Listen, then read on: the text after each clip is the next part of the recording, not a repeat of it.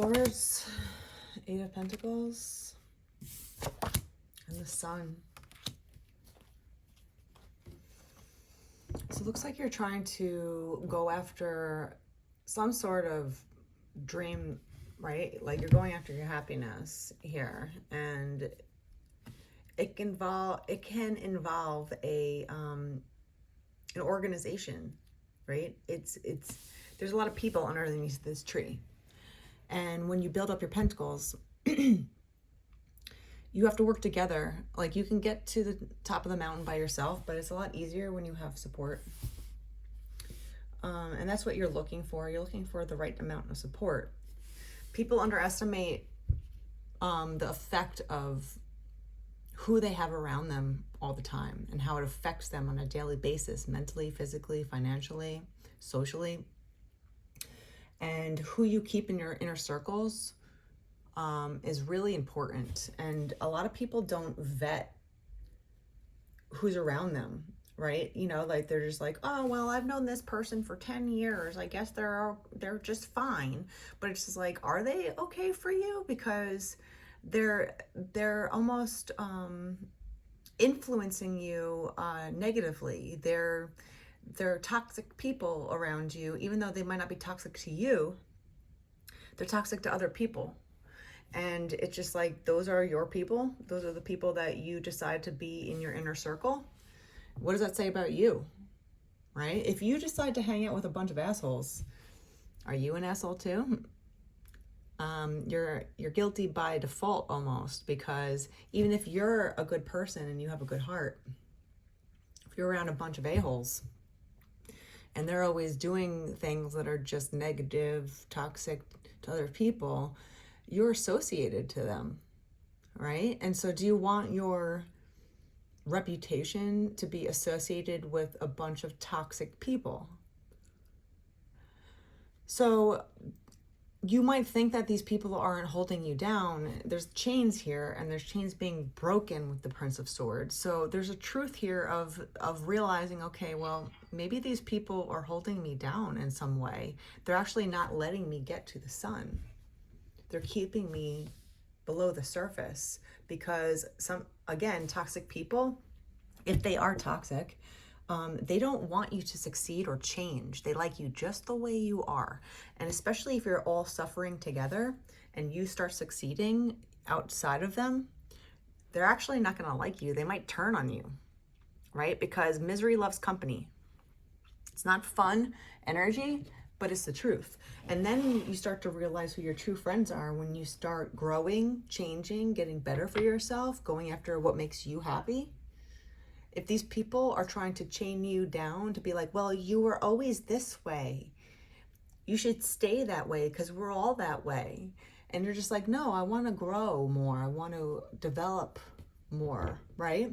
And you start to unchain these things about you and start to develop a more insight into what makes you happy personally. Sometimes if it's the wrong people around you, they'll actually hold you down. If they're the right people around you, they'll support you in your decision and help you grow. And you all help each other grow.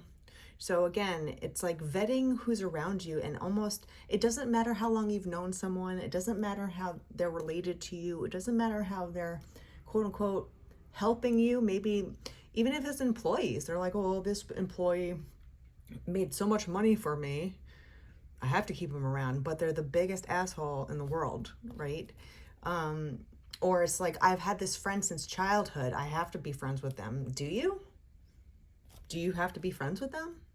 You know, is your loyalty just because of time? Is that it? Or is your loyalty based on actions?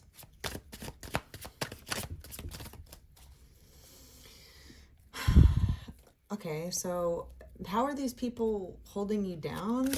Or who are these people around you? There's the Queen of Pentacles and the Nine of Wands coming out.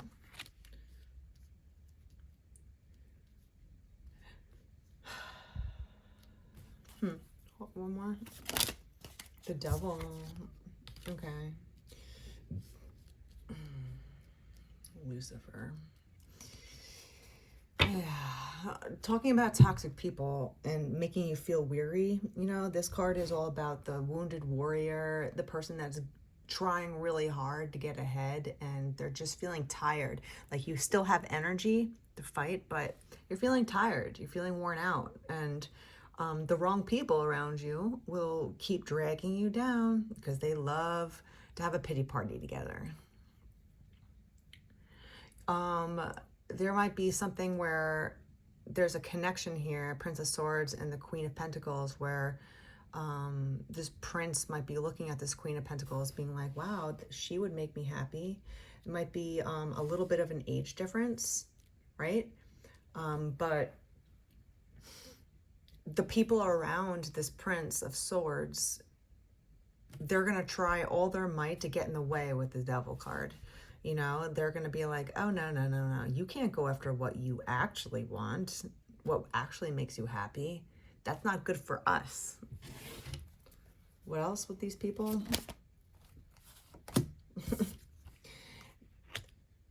They want to keep you separate. They want to keep this Prince of Swords separate from the Queen of Pentacles. This Prince of Swords is definitely looking at her and being like, okay, well, she's really building up herself. She's stable. She works hard. She's someone that can be trusted. She's responsible. But these people want to keep you guys separated for some reason, isolated from the truth. What else about this? The Ten of Pentacles. They don't want to see this Prince of Swords grow. Ten of Pentacles into a family. This is a family card. This is about legacy. This is about inheritance. This is about, multiple generations of growth, right? Developing the family structure, the Ten of Pentacles, having true stability. So with this Prince of Swords, in the Sun, they're like, yeah, I want stability with the right woman. I'm looking at someone that I feel like would give me that stability, would give me that happiness, but there's people around you that are trying to get in the way. So who is this Prince of Swords?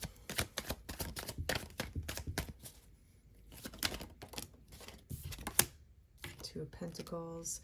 They're going back and forth. They're just like, I can see myself with this person. They're a good counterpart. The wheels are turning. The Ace of Cups, this Prince of Swords.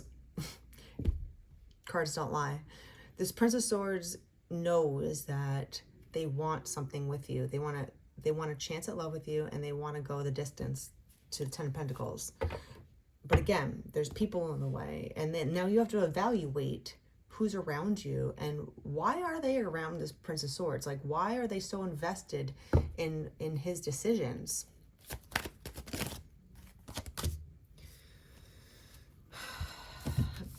Because they know that he's picking you, or he's picking this Queen, right, of Pentacles. They know that. They can see it. They can see it that he wants to start something with this Queen, right? Like, she's getting recognized by him, and they don't like it. They don't like it at all. Why don't they like it? Queen of Wands. You might be very attractive, right? You might be feisty. You might be very creative. You have the Queen of Swords on the bottom of the deck. There might be a lot of queens around him. Okay, I see. Whoever this Prince of Swords is, there's multiple females that are kind of like putting their claws into him. They want the Ten of Pentacles with him, right? He wants a chance at love with this Queen of Pentacles, right? And he's recognizing her as such, like, okay, I think she's going to make me happy with the Sun. But there's two other queens here that are like, no. I've been investing in this prince the whole time. Who, like, I'm not going to let this other queen get in the way of us. So there's competition.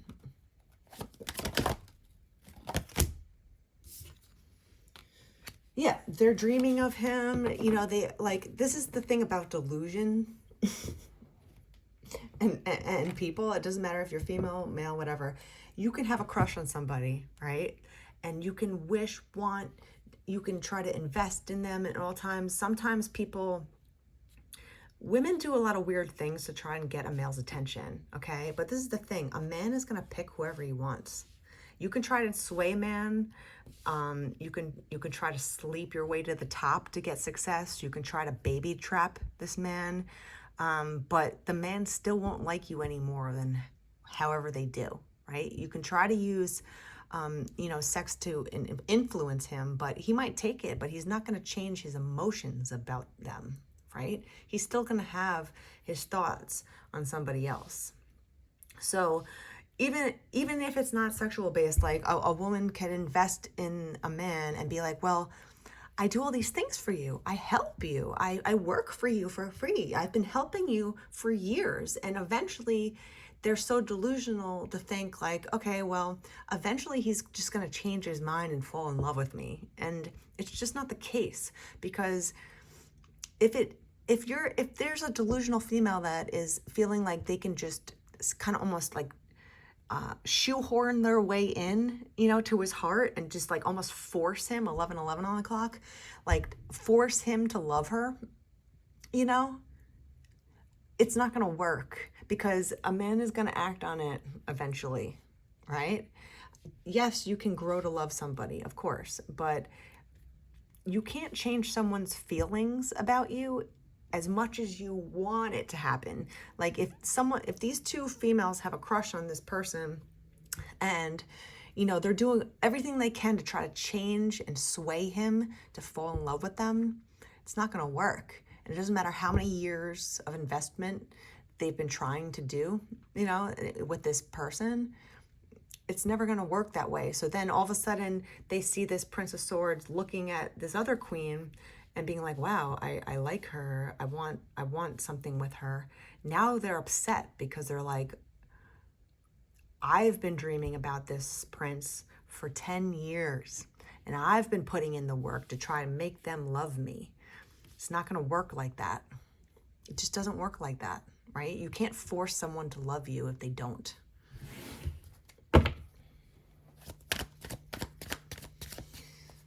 Okay, so will this Prince of Swords go, are they going to go towards this Queen of Pentacles with the Ace of Cups here? Are they going to go for what makes them happy? Knight of Cups. I think so. I think they're going to come towards this Queen of Pentacles and actually express something. The Knight of Cups is, an offering of love. We have the Ace of Cups, the Knight of Cups. They're going to tell you what, what's on their mind, that they think that you would make them happy. What are these queens going to do about it, though? What are these other queens going to do about it? The Moon. They might be talking about you. Obviously, they're going to talk about you. If two jealous females that have their claws in a prince and they're trying desperately to get his attention, they're going to start talking about you because they see deliberately that this prince is looking at someone else. And now they're going to get jealous. And now they're talking about you behind the scenes. The Magician. They might also, if they're really dark forces, they might put spells on you, or they might try to. If it's not a spell, they're just talking so negatively about you that they're calling negativity into existence. This is the thing. You can't do deals with the devil. You can't do a deal with the devil and think there's not going to be any clash back about it, right? Like, so if you are negatively putting out energy against somebody for your own selfish gain, you don't think there's going to be consequences? That's the thing. Like, good practitioners, if you want to call it a witch, good witches, white witches, people that are in the love and goodness of life, don't put spells on people, because they know that once you get in bed with the devil, he never leaves. He never goes home. He always wants more. And if you do a bad deal, it's all going to come back to you, and it's going to come back to you threefold. So people don't put spells on people, right? These two witches might be doing that. I don't know why they call them witches, but maybe they're just really ugly behind the scenes and they're trying to stir up something to try to manipulate this prince into looking their way instead of looking at this other Queen of Pentacles. You know, they're trying to steer him away from what he actually wants. You think that's really going to work? You think the devil cares about the goodness of outcomes? No. No. Once you start dealing with dark energy, it's all a magnet back to you. So they're going to get something from it, right? If you stay in an Empress, if you stay in the Empress energy, the Empress is Mother Earth. The Empress is good forces. The Empress is love, abundance, fertility, creativity, love, just love all around, all encompassing love. If you stay in the good, if you stay in the light of things, and you just wish for the good, there's no harm in that. You know, it's not to say that it's guaranteed that you'll ever get what you want, but you're not mulling around with dark energy. You're not doing dirty deals, right? You're not trying to influence people negatively, because it all comes clashing back into your face. Like, for some strange reason, I just saw a plate of spaghetti being thrown in someone's face. I don't know why, but it's basically it. It's like, oh, I'm gonna go do a deal. I'm gonna do a dirty deal with the devil. It's all gonna come splashing back at you, right? Especially if they're trying to manipulate this man with who he loves. It's not gonna work. It's actually really bad forces. And everyone that really knows about energy knows that. These people don't know what they're doing with the Magician here. They don't know what they're messing with. They don't know the consequences of opening up such dark forces. It's like